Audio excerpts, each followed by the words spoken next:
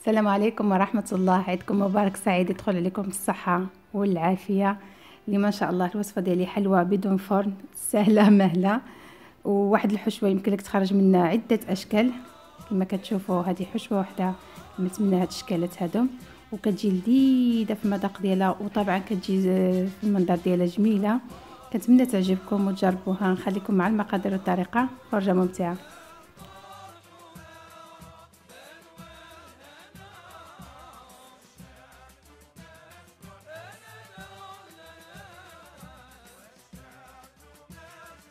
عندنا في المقادير 250 غرام ديال الكاوكاو، اذا كان بالقشره ديالو نحمروه ونزولوه له. انا هذا استعملته بلا قشره. 250 غرام ديال اللوز محمر القشره ديالو. علبه حليب محلى نسلي، استعملوا الجاهز اولا جيبوه طيبوه في الدار. واحد 100 غرام ديال البسكويت اي نوع طبعا كتفضلوا. انا استعملت هنا ماريا. معلقه صغيره بودره فانيلا. نبدا على بركه الله عن طحن الكاوكاو واللوز وماريا.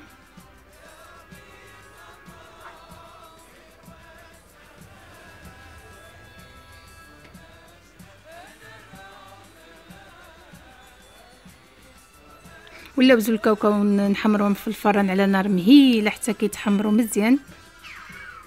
نضيف ديك معلقه صغيره بودره فاني ونخلطوهم مع بعضهم باش ينسجموا.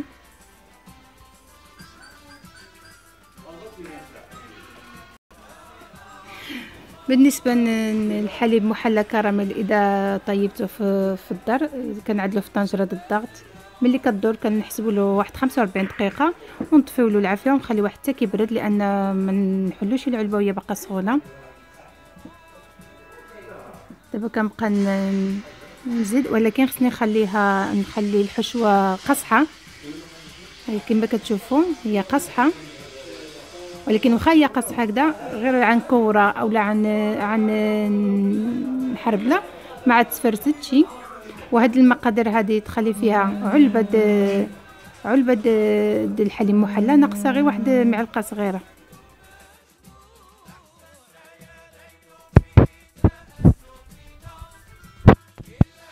نجيبوا شويه الزيت، كنسيسو يدنا وكنبقاو نعملوا كويرات على حسب الحجم د المولسيليك اللي حنا غنخدموه فيه، وكنكوروا الكويرات اللي غيكفونا. وانا غنستمر غنكور المقدار اللي بغيت، ونتلاقاو ان شاء الله باش نكملوا تتمه الفيديو. من بعد ما كورت الكويرات، يعني عملتهم احجام صغار وكبار ومتوسطين، كندوب الشوكولا. ضفت له واحد معلقه زيت نباتيه وكنخلط مزيان باش يتخلط داك الزيت مع الشوكولا. وهذا الزيت كيعطي الشوكولاط واحد اللمعه.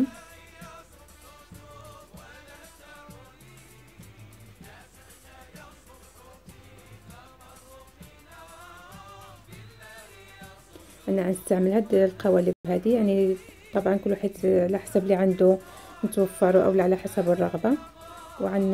نبدا باول شكل ان شاء الله. غنستعمل هاد الدوائر هذه. غنملوح كميه د الشوكولاط واحد معلقه صغيره، وقبل ما يجمد نعمل فوق منه الحشوه.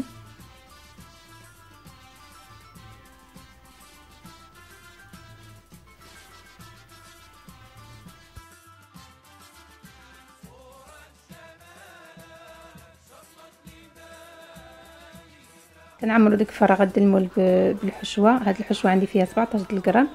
كنضغطو مزيان باش كتاخد الفورمه، وكنخليوها حتى كتبرد، عاد كنزولوها من المول السيليكون. الشكل الثاني عملت شويه واحد الكميه ديال الحشوه في المول السيليكون وضغطت باش خدات لي الفورمه ديال القالب. دابا كنعمل كميه من الشوكولا، تقريبا معلقه، وكنرجع ديك الحشوه فوق الشوكولا. كنضغط غير بشويه باش ما يخرجش ديك الشوكولات لانه باقي سايح. ملي كنكمل المول كندخل المجمد تبرد ونخرجوها. من بعد ما بردت الحلوى، هي ما كتاخذش بزاف في المجمد، تقريبا واحد 10 دقائق، وكتزول بكل سهوله. دابا غنجيب هاد المول الصغير هذا، يعني انا من الشكل الثالث كنجيب ديك الكويرات هادو فيهم وزنتهم يعني فيهم 7 غرام على حساب اللي بغى يجيو له مضبوطين. درت فيهم 7 غرام. دابا باش نعمل هاد الكويرات في الشوكولا دايبه، وغير بمعلقه صغيره كنهزو ديك الشوكولات كنعملوهم في المول.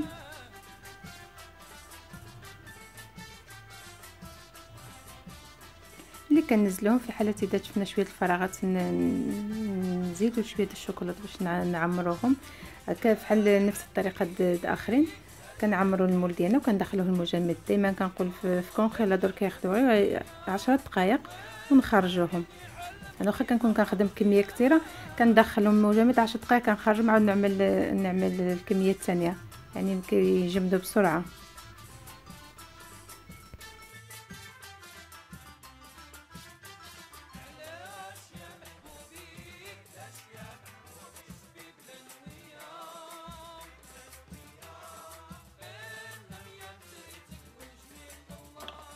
ملي كيبردوا كنزولوهم كنعملوهم في الكويغطات ديالهم.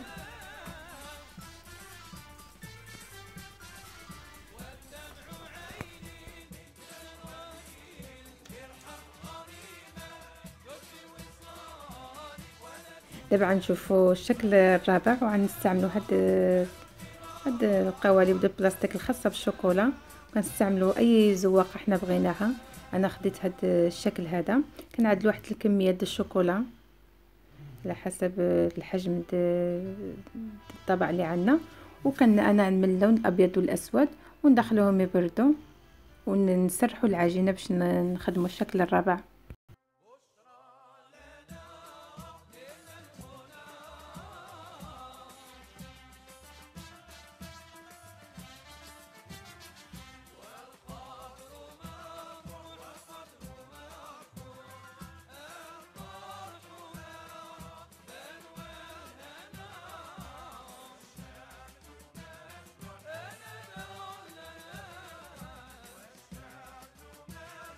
هذا هو الشكل الرابع. بعد ما بردت معنا اقراص الشوكولا سرحت العجين ما بين جوج بلاستيك. والسمك نتوما اذا بغيتوها غليظه او رقيقه يعني فيكم ترققوها ولا تغلظوها. كنشبر ديك الحشوه ديالنا وكنعدلها ما بين جوج الاقراص الشوكولا. كنعمل وحده من تحت وحده من الفوق وكنضغط غير بشويه. كنعوض لها هكذا شويه الحواشي ديالها صافي. وكنكمل حتى كنسالي الاقراص اللي عندي كامله.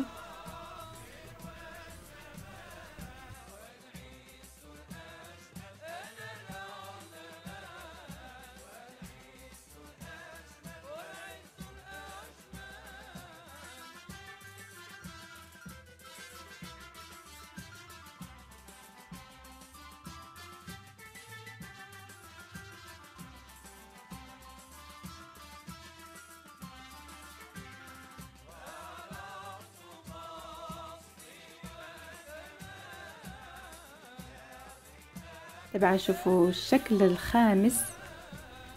وانا استعملت هاد جوج القوالب صغارين، يعني عندي قالب باطون وقالب دائري هكذا. كناخذ واحد كميه الحشوه كنعمل بلاستيك ضروري نعدلو واحد البلاستيكه نعدلو ديك الحشوه في وسط القالب وكنضغطو باش تاخذ لنا الفورمه اولا الشكل القالب اللي حنا مستعملينه. يعني نعوضوها مزيان هكذا بيدنا باش كنتحصلوا على هذا الشكل ديال القالب اللي حنا استعملنا. هاد القوالب صغارين. دابا نعمل شكل الباطون. دائما كناخذ واحد الكميه ديال الحشوه ودائما ما بين جوج بلاستيكات ونضغط باش ناخذ الفورمه ديال القالب ديال الباطون.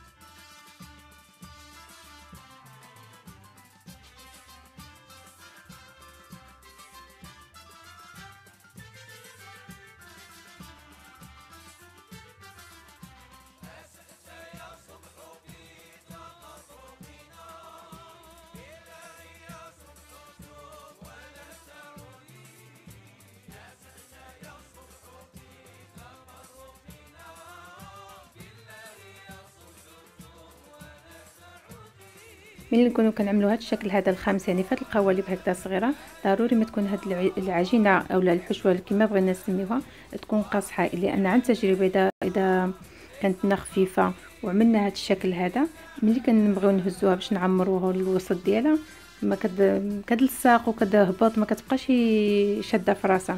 لكن ملي كتكون هكذا قاصحه هزها يعني كما كتشوفوها كتبقى كما كتبقى بحال اللي دخلتيها فران طابت، كتبقى مزيونه هكذا كما كتشوفوا هذا الشكل هذا كتبقى. دابا باش نعمر هاد القوالب ونعمرهم على حسب الرغبه ديالنا باش ما بغينا نعمروهم. انا صراحه كنفضلهم هكذا بالحليب محلى وشويه ديال الكركاع اولا الجوز يكون شويه محمر غير شويه، هو مكيبغيش يعني نحمروه غير شويه ونهرمشو، صراحه كتجي لذيذه وحتى في المناسبات هاد الحلوه كتجي راقيه في المناسبات. طبعا كنعمل شويه عليها شويه بالجوز كما قلت محمر شويه ومهرمش، وانتم بغيتوا تعملوا عليها شويه اللوز على حسب الرغبه، هي كتبقى غير فكره وانتم واللي متوفر عندكم.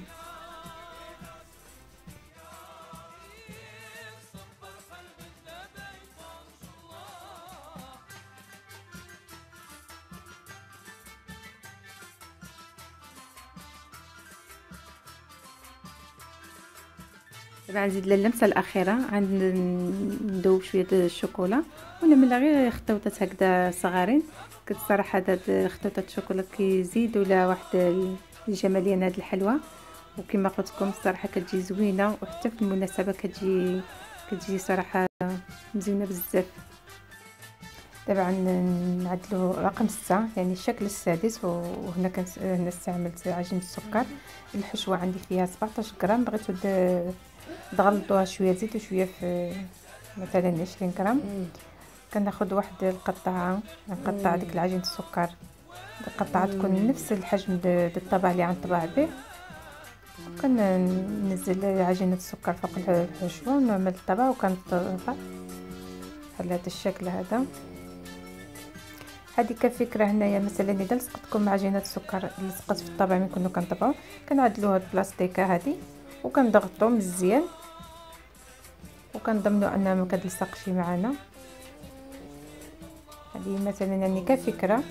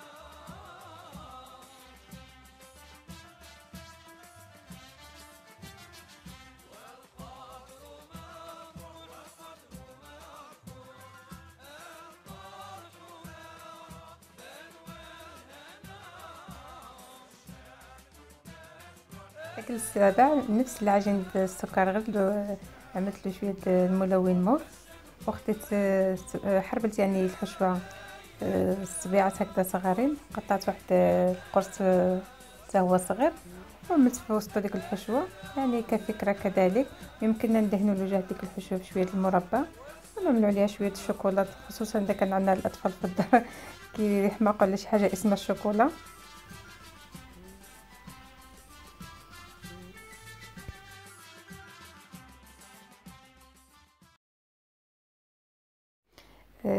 عجينة السكر هذا عملت له لون احمر وعملت نفس المرشم اللي اولا نفس الطبق اللي استعملت من قبل في العجينة البيضاء، فقط باش يكون عندنا الوان في البلاطو هكذا يكون الوان مشكله. هذا هو الشكل النهائي. كنتمنى هاد الحلوى وهاد الشكلات هادو يعجبوكم. كنقول لكم عيدكم مبارك سعيد، يدخل عليكم بالصحه والعافيه، في امان الله.